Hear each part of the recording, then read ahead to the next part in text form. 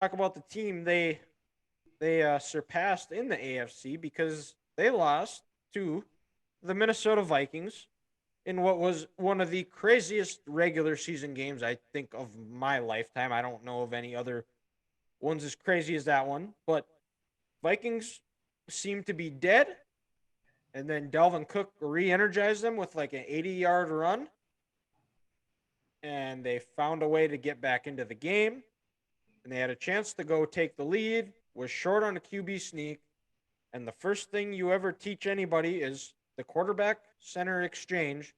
Josh Allen fumbled it. Eric Hendricks recovers it in the end zone. Vikings go up. Was it make it 30-27? They did they miss that PAT Yeah. He got that one. or he He missed the missed one one before? earlier in the Yeah. He game. missed the one off the CJ Ham touchdown. Yep, that's right. That's right. And then the Bills just go right down, tie the game, Gabriel did, 30-30. He Gabriel did not catch that ball. He did. Not even What the ref? close. Hey, what the ref call? There's actual video proof he didn't catch it. Well, what the ref call though? They they said it was a catch. And then they came out and said it wasn't, so they knew they were wrong. Yeah, and they came back and said Des caught it too, a couple years later. But what the A ref couple call in years that later. moment? It's not the same. It's not the So same as you the know other what? day. Well, they also on the QB sneak, the Bills also had 12 guys on the field too. I thought No, that that was, was on, on, I thought that was on that the was in Delvin. overtime. That was on Dalvin in overtime. That was on Delvin in overtime, I believe. Yeah. I thought it was the QB sneak.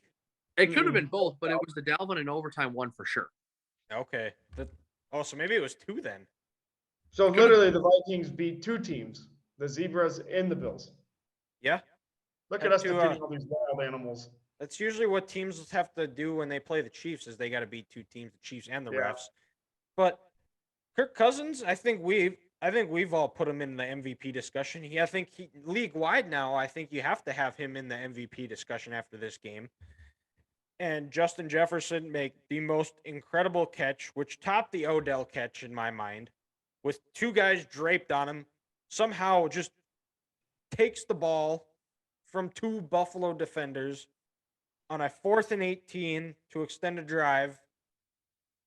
And man, this Vikings team just finds a way again and again and again. And nobody can say that their 8-1 is a fluke. They went into one of the NFL's toughest places to play and found a way to win. Did you see the stat they said? This is the Bills' first time losing a home game since 1968, since being up 14 plus points. No kidding. Yeah. Just stupid. Well, That's incredible. the Sean Joe, McDermott decision to go for it and not get it instead of just kicking a field goal to go up 13. That's what gave the Vikings life. That gave them a shot. But you said Kirk should be in the MVP discussion, which I think is fair. But honestly, I think JJ should be in it more than Kirk. I agree. Yeah, that too. I was Like, gonna say, he is- as I was saying that, I was like, man, Justin Jefferson probably should be put in that discussion as well. Mm-hmm.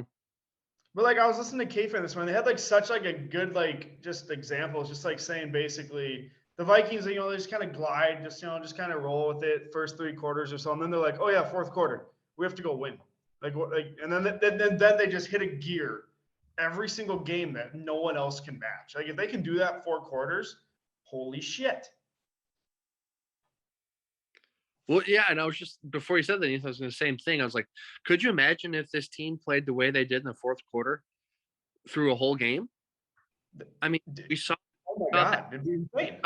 for a half against Green Bay, at least for the offense's sake. But then, besides that, it's like, all right, well, we're just kind of putzing around here. Oh, wait, our back's up against the wall? Yeah, we better turn it on right now and do something. Yeah.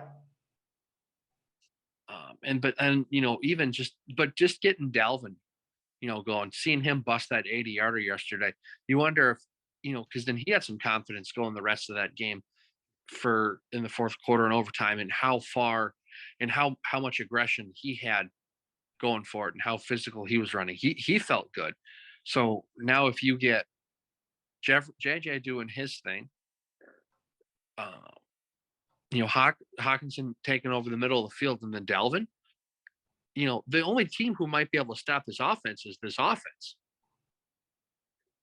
Well, like I heard a lot of national guys talking about how the Bills have such a good run defense when honestly they really don't. It's just they get up by so much so quick. You can't run the ball.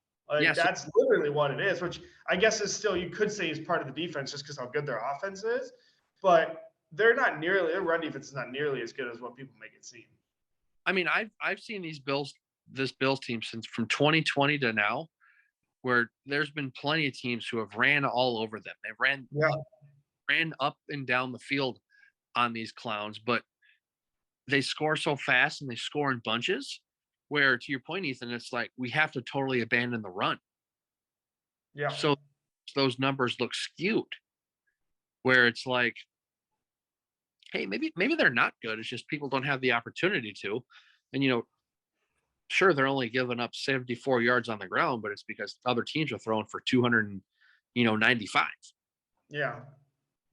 Call me crazy, but I don't think Buffalo should be the favorite in the AFC anymore until Allen starts taking care of the ball. The Dolphins should be the favorites right now. They are scary good. Dolphins are good. I'm still not going to give I think I'd still have the Chiefs as the favorite. As one of those two. But yeah, the Dolphins are leading the AFC East right now. They're in the Bills place. The Bills. Yeah, and it all comes down to Josh Allen not taking care of the football. Mm-hmm. Yeah. But even Buffalo, sure they won that Green Bay game, but they haven't been the same since they played the Chiefs. It's almost like their whole offseason in the first beginning part of the season was getting that machine ready to go to play the Chiefs, and then they played the Chiefs and they beat them 24-20. And ever since then, it's been middle of the road at best. Like the Packers ran all over them 2 weeks ago. Ran all over them. Diggs just had a couple long plays. And they had a touchdown get called back that was a questionable pass interference call too. Oh, yep, absolutely. Mm-hmm. And then their offense has disappeared in the second half. It's almost non-existent because it was it 27-10 at halftime or 27 or it was 24-10. 24. Yeah, so they scored 6 points in the second half. I think I saw a stat that they didn't score a touchdown. They haven't scored a touchdown in the second half since the Kansas City game. Yeah, and I think that touchdown was in the fourth. Well, Diggs had one in the third, and then Dawson Knox there, right before halftime. But to your point, they kind of come out hot, but after that, this Buffalo team they can't adapt, and they just can't score in the fourth quarter. I think that's also attributed to is they don't have a consistent run game. Yeah, you're legitimately right. They have not. So I just looked. They have not scored a touchdown in the second half since the Chiefs game. I mean, yeah. So that you're not going to win games in this league when you can't score touchdowns in the second half, and you're not going to win games in your division. They still got to play the Patriots and that pesky Bills, that pesky Patriots defense twice, and they still got the Dolphins and the Jets. They got to go to New York for the Jets. Into Miami. They got to play Cincinnati too, still, don't they? And Cincinnati, yep. So that's a team to keep an eye on. And the Patriots are in the right now the seventh seed in the playoffs too. Yeah, so right now, like you said, it's crazy. There's 4 teams out of the AFC East in the playoffs. Yeah, and it wouldn't have been possible until 2 years ago when they expanded the playoffs. Was it 2 years? Oh yeah, 2020. That's right. Yeah. God, that'd be weird. Yeah, because right now, I think I saw today the updated standings. Don't mean much, but the Bills are playing the Titans, and the Patriots will be playing the Dolphins. Yep. So Washington's about to go up on the Eagles right here. I love it. Love it.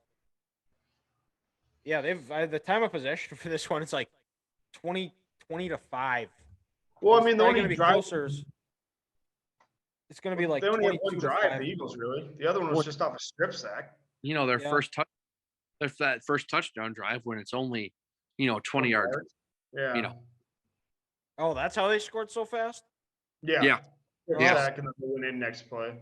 Sweat came Oh. around the edge and got to Heineke. Oh, gotcha. God, I hope they Gotcha. go naked bootleg with Heineke here. That'd be awesome, but it's not going to happen. Nope. They are. They'll get doing under the some ball. Shifty. He's going to probably go under center, and they're going to push him in. Nope. You're like a whole play ahead of me. He's Oh, in. yeah. He's in. He's in. Yeah. They did. Yeah, he's in. Yeah, there it is. Let's go. Nice. Honestly, that Vikings win at Washington last week was a big win. Yeah. Oh, yeah. Washington right now, they're only a half game out of the playoffs. I saw. They're a good team, and they're going to get Chase Young back soon. That's terrifying to think Yeah. about. And that's the scary part.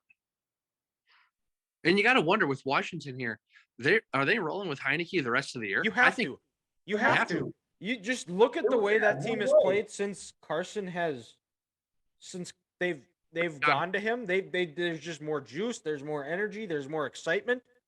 I also think part of it is that Dan Schneider's going to be selling the team, and it is if Washington gets this, they go back to 5-5. So we'll